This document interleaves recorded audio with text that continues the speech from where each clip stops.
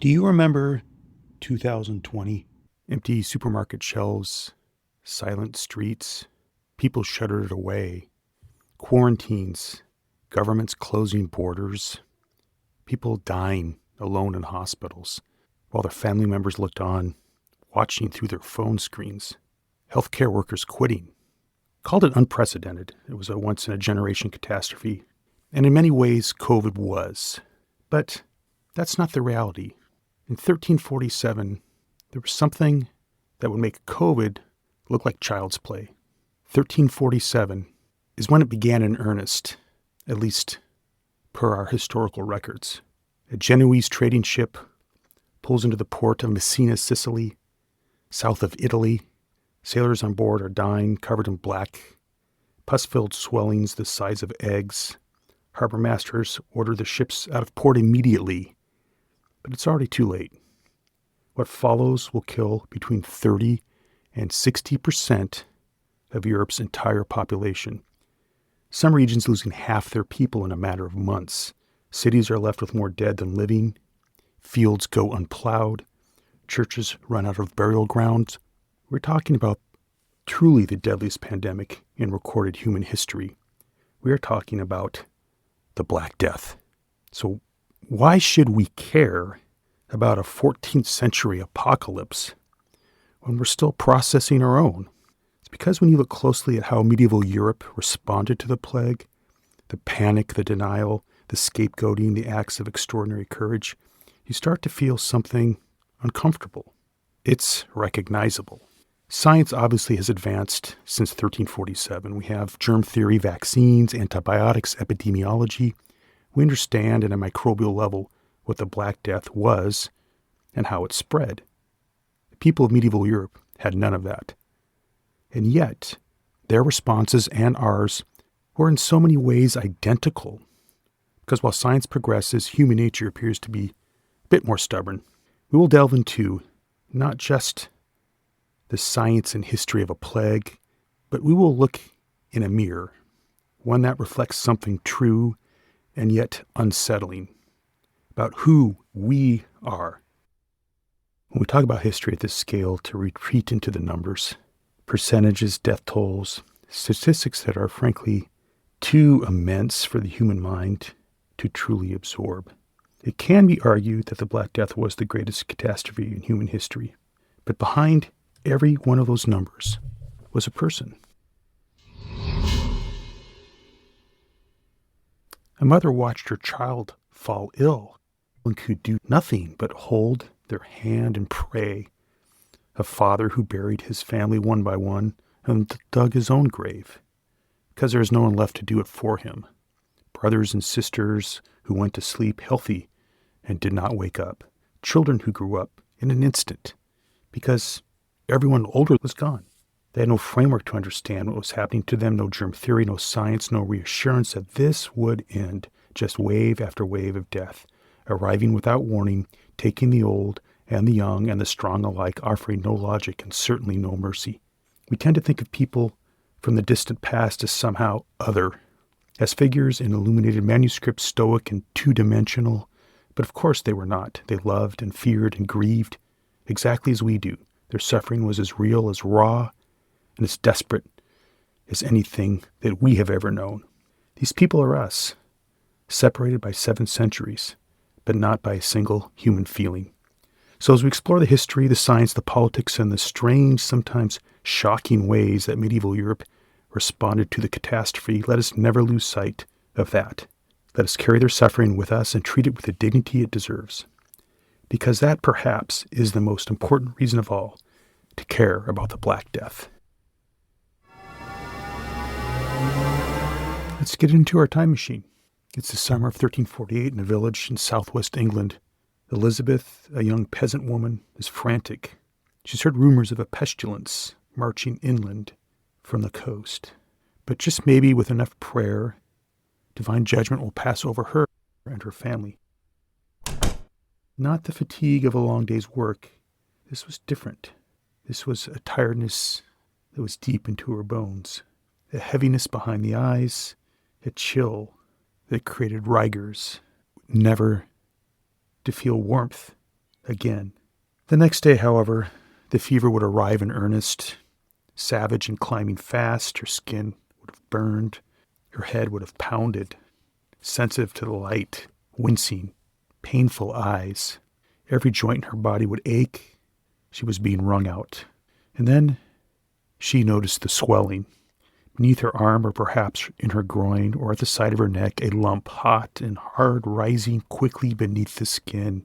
And the pain would be extraordinary, a sharp, intense pressure that made it unbearable to move limbs, whether her arm or her leg, or struggling to find any position of relief. This was the bubo, the defining mark of the plague, named from the Greek for groin, filled with bacteria, with dead tissue, with the debris of her own immune system fighting and losing a war it could not win. The bubo, if she was fortunate in the most terrible sense of the word, might have burst, rupturing through the skin in a flood of black and bloody pus. Some survived this. The release of pressure occasionally allowed the body a fighting chance. But likely, she was not so fortunate. By the fourth or fifth day, the bacteria would have breached the walls of her lymph nodes entirely and entered her bloodstream. This is septicemic plague, and it transformed her suffering into something altogether more catastrophic. Beneath her skin, her blood vessels would begin to rupture and hemorrhage. Dark blotches bloomed over her body, the black patches that gave the Black Death its name. Her fingers and toes, starved of blood, would begin to blacken at their tips, gangrene. By now she would have been profoundly delirious, her heart racing but faint at the same time. And then she coughed. The bacteria had reached her lungs. What had begun as bubonic plague was now pneumonic plague, the most lethal form of all and the most contagious. With each cough, she expelled a fine mist of infected droplets and saliva into the air around her. Anyone who breathed that air had now inhaled Yersinia pestis directly into their own lungs. Her cough would become bloody, pink at first and then darker. Her breathing would become labored, a wet, rattling struggle as her lungs filled with fluid and tissue destroyed by the infection. She would have been suffocating slowly, conscious enough in her clearer moments to understand what was happening, too weak to do anything but endure it. She would not have had a name in the historical record. She was not a queen or a noblewoman whose death was noted in a chronicle. She is one of the millions, a wife, a mother, a daughter, a neighbor, whose suffering left no trace except in the silence she left behind. To understand how the Black Death swept across the known world with such devastating speed, we first need to understand the organism behind it. And to do that, we need to go to somewhere unexpected. We need to go to the rats. The bacterium responsible for plague is called Yersinia pestis, named with a certain grim poetry after the Swiss-French bacteriologist Alexandre Yersin, who first isolated it in 1894, more than 5 centuries after the Black Death had done its worst. It seems, by any measure, it has been one of the most effective killing machines in the history of life on Earth.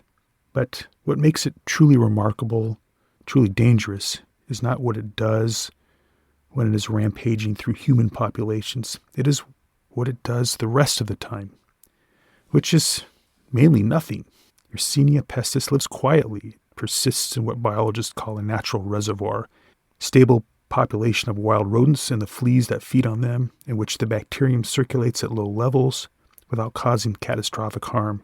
The rodents carry it, the fleas transmit it between rodents, and the system maintains a kind of equilibrium, a biological detente, in which host and pathogen have reached, over thousands of years of coevolution, a state of uneasy coexistence.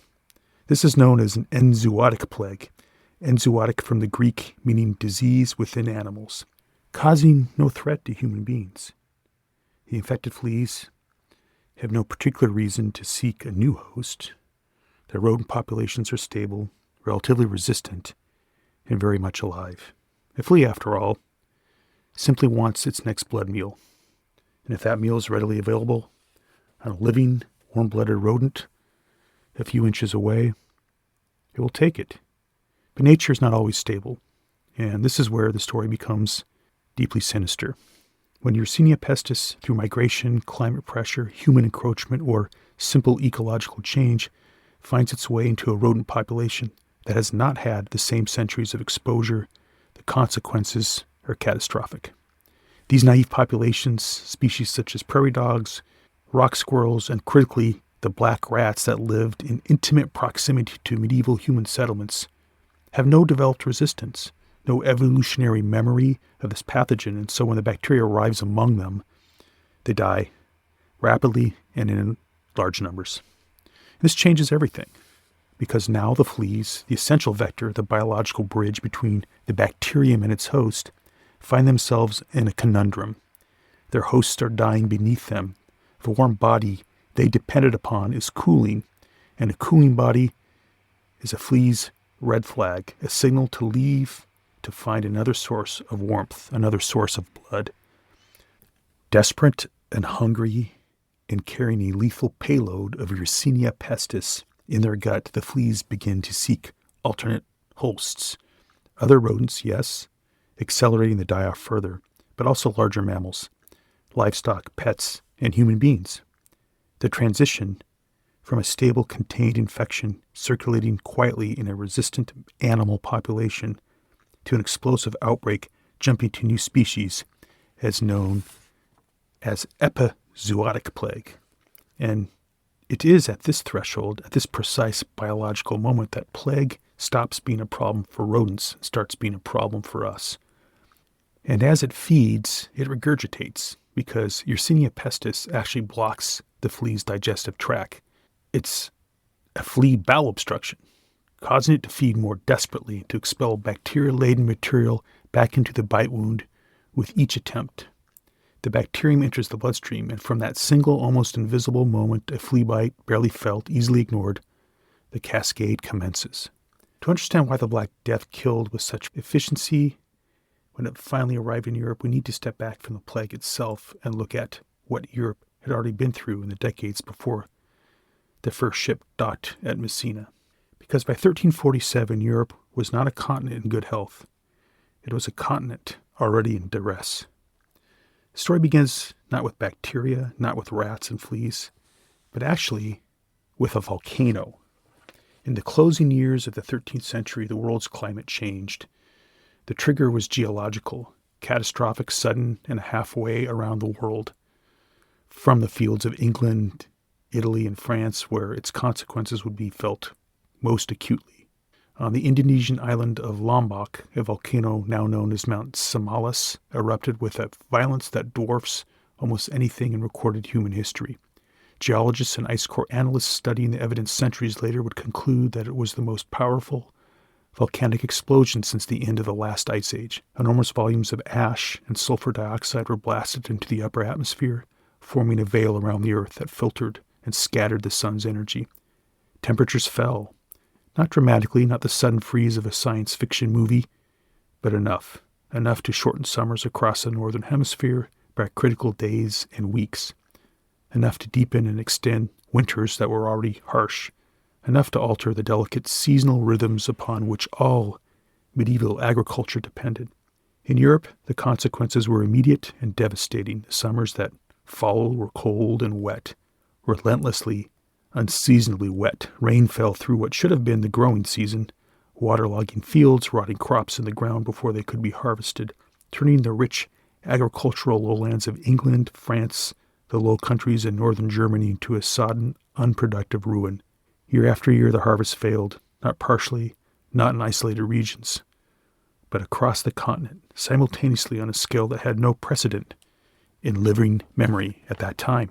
This period is known to historians as the Great Famine, and to call it merely a famine is an understatement. By the early 14th century, the people of Northern Europe were starving. Food prices spiraled beyond the reach of the poor. Grain stores, already depleted by successive failed harvests, ran dry.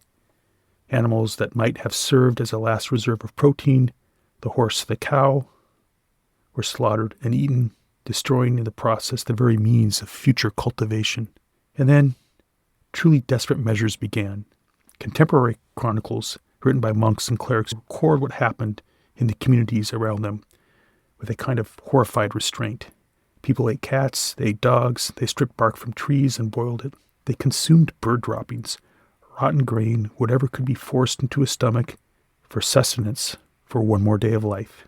In the most extreme cases, and the chronicles are careful to note that these are aberrations, though they do appear with some troubling frequency, that people ate the dead. Parents, it was recorded, concealed the deaths of children to preserve the food that would otherwise have gone to them. The living envied the dead, their release from hunger. By 1317, this famine alone had killed an estimated 10% of the population of Northern Europe. 1 in 10 people gone, not from disease, not from war, but from the simple absence of food. And then, just as the immediate crisis of the Great Famine began to ease, something more insidious took hold. A chronic, persistent, low-level emergency that would define life across much of Europe for the next 3 decades. Recurring harvest failures, reduced agricultural capacity from years of neglect and the loss of working animals, populations weakened by years of malnutrition meant that full recovery never truly came. The human cost of this prolonged deprivation is difficult to overstate in physiological terms. Chronic malnutrition suppresses immune function. It stunts development in children, leaving them permanently compromised. The population that has spent 30 years hungry is a population whose immune systems are depleted. By the 1340s, the people of Europe were exhausted, malnourished, crowded into cities with no understanding of sanitation, no clean water, no medical science in any meaningful sense, and no reason to believe that the worst was behind them. They were, in the most precise biological sense, profoundly vulnerable. The pathogen was already moving westward through Central Asia. It had no awareness of what it was approaching, no cunning, no intent. It was simply doing what pathogens do, finding hosts, replicating, spreading. Europe was ready, not for survival, but for catastrophe. We tend to think of catastrophe as something that arrives from the outside, something alien, something other, a force of nature indifferent and unstoppable. But the Black Death did not simply fall upon the world from above. In a very real sense, human beings carried it there themselves, the very things that represented the pinnacle of medieval progress, exploration, commerce, empire, connectivity, became the biological highway along which Yersinia pestis traveled from the remote steppes of Central Asia to the crowded ports of the Mediterranean. For thousands of years before the Black Death, Yersinia pestis existed in a state of notable geographical isolation. Its home was the vast, windswept grassland of the Mongolian steppe, and one of the most remote and sparsely inhabited landscapes on the face of the earth. And its primary host was an animal most people in the Western world had never heard of and would never encounter, the terbagon. Known in the West as the Mongolian marmot, the terbagon is a large burrowing ground squirrel, similar to the prairie dog in North America. It's sociable, numerous, and deeply embedded in the ecology of the Central Asian grasslands. It had coexisted with Yersinia pestis for millennia in that same uneasy equilibrium I described earlier. The bacteria circulated, the marmots carried it, the fleas transmitted it between them, and the rest of the world remained entirely untouched, because the terbagon's world and the human world barely overlapped. We know this isolation was already beginning to crumble by the late 13th century. Marco Polo, traveling the Silk Road on his extraordinary journey to the court of Kublai Khan, passed through the Gobi Desert and noted in his account the enormous populations of what he called Pharaoh's rats, almost certainly terabagons, swarming across the landscape. But the observation tells us something important. By the time of Marco Polo's journey, the boundaries between the human world and the world of the infected marmot were already permeable. Trade routes and travelers were already threading through landscapes that had previously been the exclusive domain of the steppe and its wildlife. And then came the Mongols. The unification of the Mongol tribes under Genghis Khan in the early 13th century and the subsequent expansion of the Mongol Empire under his successors produced the largest contiguous land empire in human history. At its peak, it stretched from the Pacific coast of China to the edges of Eastern Europe, an unbroken corridor of controlled territory that connected, for the first time, the east to the west. This was, in commercial terms, an extraordinary achievement. The Mongol Khans actively encouraged trade along the Silk Road, establishing the infrastructure of long-distance commerce on a scale the ancient world had never seen. Rest stops, which had supplies and shelter and fresh animals, were built at regular intervals across thousands of miles of territory. And perhaps most remarkably, the Mongols created an institution called the Yam. It was an early postal relay system in which mounted riders carried messages and goods at speed across the empire, changing horses at dedicated stations, covering distances that would have taken ordinary travelers weeks in a matter of days. It was breathtaking in its ambition. It was the 13th century version of the internet. And like all networks, it was only as safe as whatever was traveling along it.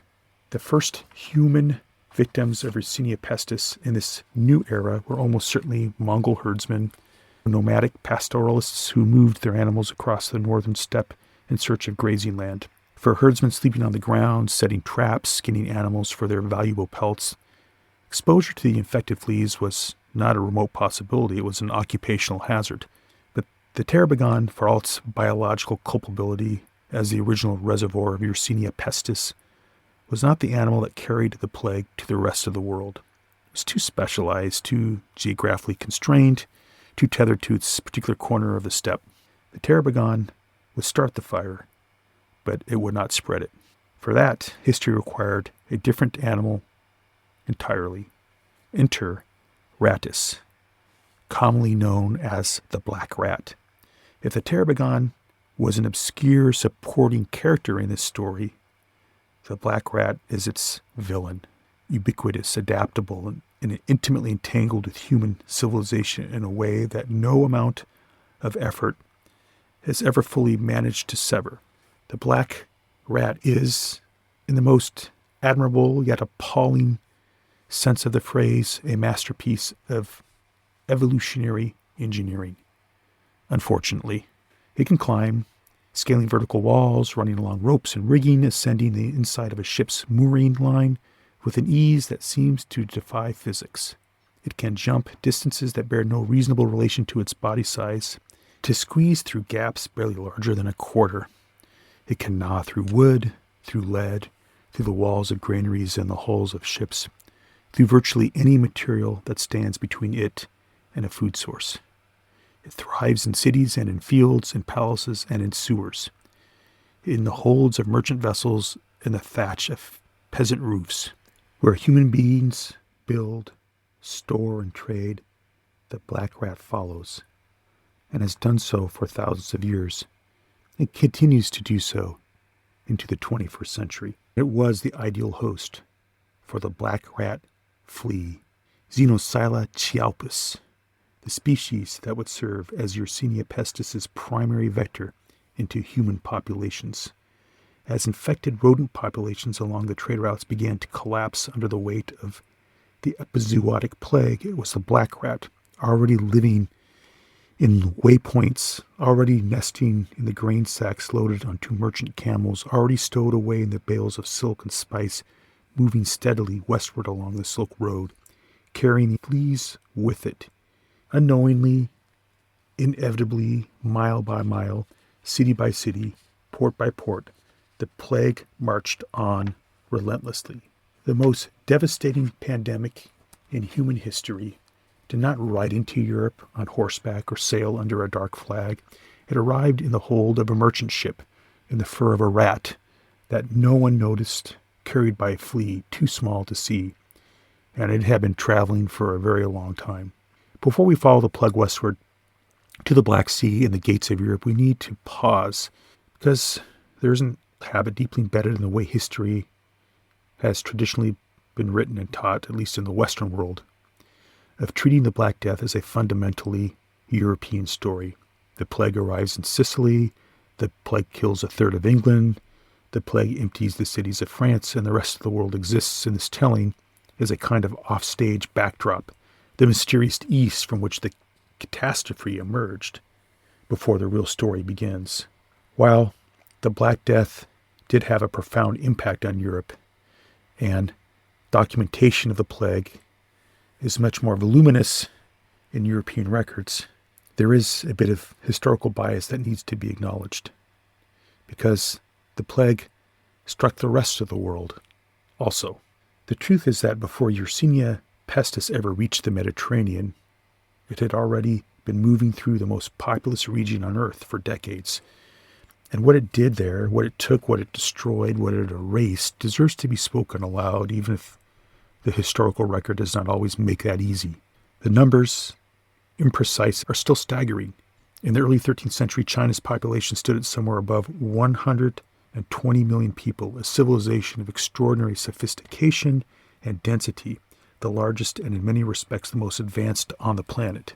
By the end of the 14th century, that population had fallen to somewhere in the region of 70 million people. 50 million people gone. 50 million human lives extinguished over the span of roughly 200 years. An entire civilization diminished by more than a third. The plague was not the only author of this catastrophe. The Mongol conquests of the 13th century were themselves devastating. Campaigns of extraordinary violence that depopulated entire regions through slaughter, forced displacement, and the deliberate destruction of agricultural infrastructure. Famine, driven by the same climatic disruptions that were starving Europe, compounded the suffering further. War, flood, drought, and social collapse were all pressing down simultaneously on populations already stretched to their limits. But the plague was there, moving through it all, and scholars who have studied the period with increasing rigor in recent decades are increasingly persuaded that Yersinia pestis was a significant and perhaps decisive contributor to the demographic collapse. Not the only blade, but one of the sharpest. The documentary record in China and Central Asia is thinner than what survives from Europe, a fact that itself reflects the scale of the destruction, since its scholars and the scribes and the administrators who kept records, they were dying too. But what does survive is telling. Chinese chronicles from the mid-14th century describe outbreaks of mass death with a speed and character entirely consistent with pneumonic and septicemic plague. Regional histories record localities losing the majority of their populations within weeks. Administrative records simply cease, not because the situation improved, but because there was no one left to write them. There's also evidence in the landscape itself. Archaeologists and historical geographers studying this period have identified patterns of agricultural abandonment, urban contraction, and trade route disruption across Central Asia and China that mirror with striking consistency what we see in plague-affected regions of Europe. These are not the fingerprints of war or famine alone. They are the fingerprints of something biological, something that moved along routes of human contact and killed at a speed and scale that outpaced many a military campaign. They suffered and died with no framework whatsoever for understanding what was happening to them. In landscapes so vast and so sparsely documented that their individual suffering has been almost entirely swallowed by time. There were, as much as any English peasant or Florentine merchant, human beings trapped in a biological vice beyond their understanding or control. They loved their children and feared death and prayed to whatever they believed in for relief that did not come. We do not know their names. We do not have their chronicles. We cannot visit their memorials because most were never built. But they were the first, and they deserve to be remembered as part of the story, not as a prologue, not as a geographical context, but as people, as casualties, as human beings to whom something terrible happened in the shadow of the mountains, on the banks of rivers that most of the world will never see, at the beginning of the worst pandemic humanity has ever known. Let us move on to explore the actual launching pad of the plague's movements into the Western world. In 1266, the Republic of Genoa negotiated trading rights on the Crimean coast from the Mongol Khan of the Golden Horde and set about transforming what had been a modest fishing village into something altogether more ambitious. Over the next 8 decades, Kaffa grew with remarkable speed, and by the 1340s, it was a city of an estimated 75,000 inhabitants, enclosed within fortified walls, bristling with warehouses and counting houses, and the infrastructure of international trade. Its geographical position was, for the purposes of medieval commerce, close to perfect. Sitting at the northern edge of the Black Sea, it commanded the natural gateway between the overland trade routes of the Mongol Empire, the Silk Road and its tributaries, and the maritime routes of the Mediterranean world. Everything that moved between east and west, between the steppes of Central Asia and the markets of Europe and Palestine, had reason to pass through Kaffa. Silk from China, spices from the Indies, timber from the forests of the Black Sea hinterland, furs from the Russian north, worth fortunes in fashion-conscious courts of Western Europe, and slaves, thousands upon thousands of enslaved people, captured on the steppe in the Caucasus and sold on the docks of Kaffa to buyers from across the Mediterranean world. A trade in human beings so extensive and so normalized that it barely merited comment in the commercial records of the time. Heavy-laden Genoese galleys left Kaffa's harbor in a constant stream, fanning out across the Black Sea and into the Mediterranean beyond.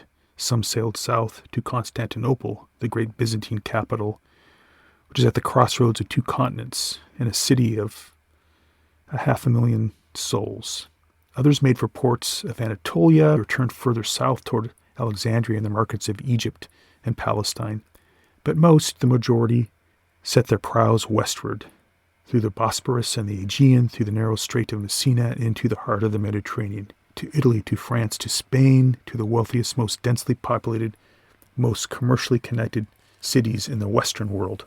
Kaffa was not merely a trading post. It was a pump drawing the products of the East into its harbor and pushing them westward into Europe with the regularity and power of a beating heart.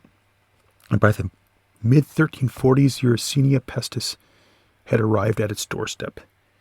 The precise pathway by which the plague reached Kaffa is one of the most dramatic episodes in medieval history, and one that deserves its own moment because it introduces a dimension to this story that no account of the Black Death can responsibly ignore.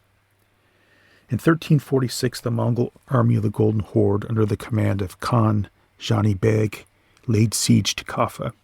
The reasons were commercial and political. A dispute over trading rights and the killing of Mongol merchants had inflamed relations between the Genoese city and its Mongol overlords, and the Mongols had resolved to settle the matter by force. The Genoese, protected by their fortified walls, settled in to wait the siege out. But the Mongol army besieging the city was already dying. Plague had reached the Golden Horde's forces, moving along the same steppe routes and trade networks we have already described, and was cutting through the besieging army with devastating speed. Men who had been healthy at sunrise were often dead by nightfall.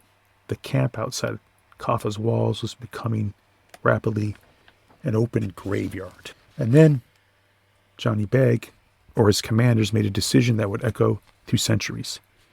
They began catapulting the plague-ridden corpses of their dead over the walls of Kaffa and into the city.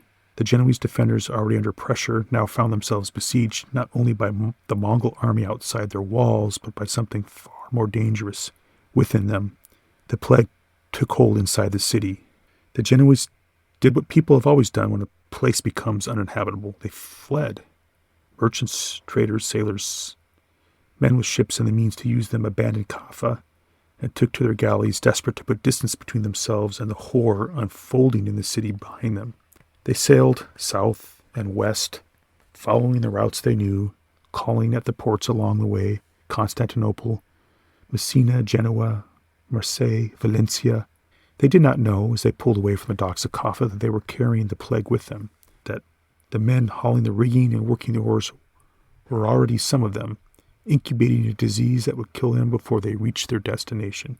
They knew they only had to leave, and so they left. In October of 1347, a fleet of Genoese trading vessels sailed into the harbor of Messina on the northeastern tip of Sicily. When the harbor masters and the dockworkers of Messina approached the ships, they were shocked to see dead sailors, and those still alive were in a state of advanced and terrible illness, delirious with fevers and the reek of death on the ships. The authorities of Messina ordered the fleet out of the harbor immediately. But, as you've gathered already, it was too late. The rats had disembarked, the fleas had found new hosts, the bacterium was already moving through the port town, through the markets and the alleyways, and the tightly packed housing of a busy medieval city. Within days, people in Messina were dying with the same terrible symptoms as the sailors on the ships. Within weeks, the plague had spread to Catania, to Palermo, to the Sicilian countryside. Within months, it was on the Italian mainland. The Black Death had arrived in Europe. Not with a declaration, not with a warning, not with anything that could have been seen or stopped or understood. It arrived the way the most devastating things always arrive, quietly, invisibly, carried by ordinary people going about their ordinary lives.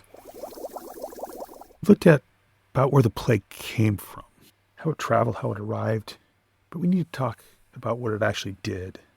What happened inside the body of a plague victim? Because to understand why the Black Death killed so many people so quickly, you need to understand something that is both scientifically fascinating and deeply unsettling. Yersinia pestis is not simply a bacterium that makes you ill. It is a bacterium that has evolved a suite of biological weapons specifically designed to defeat the human immune system. The moment of infection is almost insultingly small. A flea, Xenosylla chiapis, the black rat flea, no larger than a sesame seed, lands on exposed skin and begins to feed. Recall what was said earlier.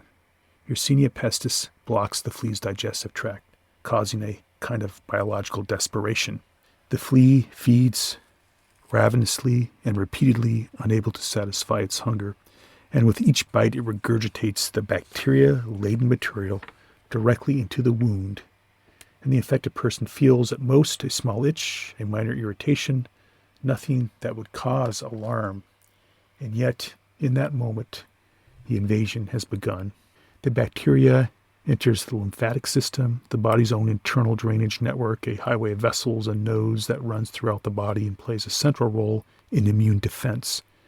Under normal circumstances, the lymphatic system is exactly where you want a pathogen to end up. It is, in effect, the body's first line of organized resistance, the place where immune cells gather to identify and destroy foreign invaders.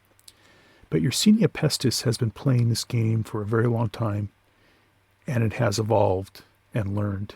The bacteria travel along lymphatic vessels towards the nearest lymph node, typically in the groin if the flea bite was on the leg, in the armpit if on the arm, in the neck if on the face or upper body.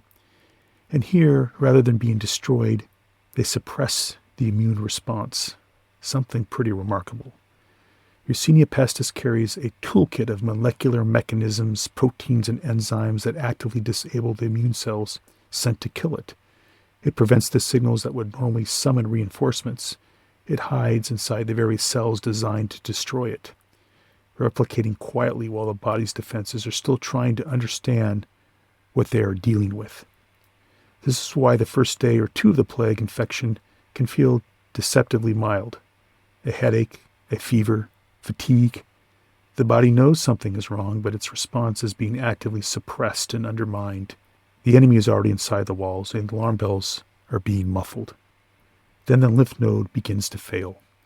Overwhelmed by the replicating bacteria, flooded with the debris of a losing immune battle, the lymph node swells rapidly, dramatically, painfully. This is the bubo we talked about.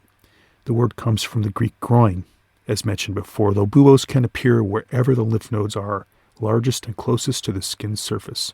They grow with alarming speed, up to the size of an egg, sometimes larger, within 24 to 72 hours.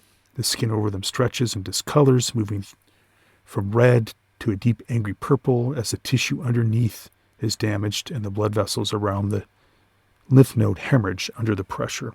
The pain is, by all historical accounts, extraordinary. Medieval physicians who had the courage to examine plague victims described the buboes with a mixture of clinical fascination and barely concealed horror. Some attempted to lance them. A few patients, it was recorded, survived this intervention, but most did not. But the bubo is not what kills most plague victims. What kills them is what comes next. If the immune system cannot contain Yersinia pestis within the lymph node, and in the vast majority of untreated cases, it cannot, the bacteria breaches the node's walls entirely and enters the bloodstream. This transition marks the outset of septicemic plague, and it represents a catastrophic escalation in the severity of the infection. Once in the blood, Yersinia pestis triggers a response that is, in a terrible sense, self-destructive. The immune system, finally recognizing the scale of the invasion, responds with everything it has, releasing a massive cascade of inflammatory signals, a biological alarm so loud and so overwhelming that it begins to damage the body's own tissues. The immune system, in its desperation, essentially losing control and attacking indiscriminately. Blood vessels throughout the body begin to leak. Tiny hemorrhages erupt beneath the skin, the dark spreading blotches that gave the Black Death one of its names, visible as bruise-like patches across the torso, the limbs, the face. The body's clotting mechanisms go into overdrive, forming microscopic clots in the small blood vessels throughout the organs, simultaneously clotting where it shouldn't and failing to clot where it must. This is commonly known as DIC, disseminated intravascular coagulation. Blood pressure falls, organs begin to fail, starved of the oxygen they need, the kidneys, the liver, the brain. The extremities, fingers, toes, the tip of the nose are cut off from their blood supply entirely and begin to die, to turn black. This is tissue necrosis, gangrene developing in real time on a living person. It is, among all the symptoms of plague, perhaps the most visually striking and most symbolically resonant. The body, still alive, already beginning to rot. And through all of this, the fever, the agony, the buboes, the hemorrhaging, the organ failure, the bacteria continue to replicate, doubling again, flooding the bloodstream in the numbers the immune system cannot begin to match. For most untreated patients reaching this stage, death comes within days, sometimes within hours. But Yersinia pestis had one more form to reveal, one more way to kill, and this one, the third and most lethal manifestation of plague, was the one that made containment not just difficult, but often impossible in a medieval world with no understanding of contagion. When the bacteria reaches the lungs, either by spreading through the blood or inhaled directly from the cough of another victim, the infection becomes pneumonic plague. And pneumonic plague changes the entire nature of the threat. In the lungs, Yersinia pestis triggers a severe and rapidly progressive pneumonia. The air sacs fill with fluid, with bacteria, with the wreckage of immune cells fighting and losing. Breathing becomes labored, a wet, increasingly desperate struggle as the lungs lose their capacity to exchange oxygen. The cough that develops is productive and bloody, pink at first, then darker, as the damage to lung tissue deepens. And with every cough, the infected person expels a fine aerosol of bacteria-laden droplets into the air around them. This is the moment at which the plague stops being a disease of flea bites and becomes a disease of breath. No flea is required, no rat, no physical contact at all. Simply breathing the same air as a pneumonic plague victim, standing close enough to hear them speak, leaning over them to offer water, sitting beside them to pray, is sufficient for transmission. The bacteria travel on the breath from one pair of lungs to another, bypassing the flea entirely, bypassing every barrier that might otherwise have slowed the spread. Pneumonic plague, untreated, kills virtually everyone it infects. 100% mortality. Kills fast, often within 24 to 48 hours of the first respiratory symptoms. Victims who were walking and talking in the morning could be dead by the following dawn. For the people of medieval Europe, with no germ theory, no antibiotics, no concept of airborne transmission, no protective equipment of any kind, this was an enemy they could not see, could not understand, and had almost no means of fighting. Their most instinctive response, to gather around the sick, to tend to them, to offer comfort and human presence in the final hours, was tragically and cruelly precisely the behavior most likely to spread the disease further. The plague did not merely exploit human biology, we could say it exploited human love, and that perhaps more than any other single fact explains how it killed so many so fast. We began this episode with a question: why should we care about the Black Death? We have, I hope, begun to answer it. We have followed Yersinia pestis from the burrows of the Mongolian steppe, along the Silk Road, through the dying camps of the Mongol army, outside the walls of Kaffa, and into the holds of Genoese trading ships heading west. We have watched at the most intimate biological level what Yersinia pestis actually does, how it deceives, how it disables, how it turns the body's own defenses against itself, and how it found in the warmth of human compassion and the instinct to sit with the sick, to hold the dying, to stay when every rational impulse screamed to run, its most effective and most heartbreaking route of transmission. We know of some 50 million souls lost in China and Central Asia before the plague ever reached European shores. We have sat briefly with an English woman in the final days of her life and tried to give some small measure of reality to what those days would have felt like. The fever, the swellings, the hemorrhage, the slow and terrible drowning in her own lungs. These things happened to real people who were, in every way that matters, exactly like us. And the story's not finished. In part 2 of this podcast, we follow the Black Death as it moves northward and westward through the body of Europe, from the sun-baked ports of Sicily and the great trading cities of Italy, through the mountain passes of the Alps, across the vineyards and cathedrals of France, over the Channel to England and beyond. We will look at how medieval European society responded to this catastrophe unfolding around it, from the learned physicians who tried and failed to make sense of what they were seeing, to the flagellants who walked bleeding through the streets of German cities, whipping themselves raw in an act of collective penance, to the mobs who turned on Jewish communities across Europe with murderous and entirely baseless accusations of deliberate poisoning. We will also look at what was built in the ruins, because the Black Death, for all its devastation, was one of the great catalysts of the modern world. The feudal system, already creaking, did not survive it intact. The authority of the church, shaken to its foundation by a catastrophe its theology could not adequately explain, would never fully recover. The survivors, the laborers, the peasants, the people at the very bottom of medieval society found, for the first time in generations, that their labor had become scarce. And scarcity, as it always does, created power.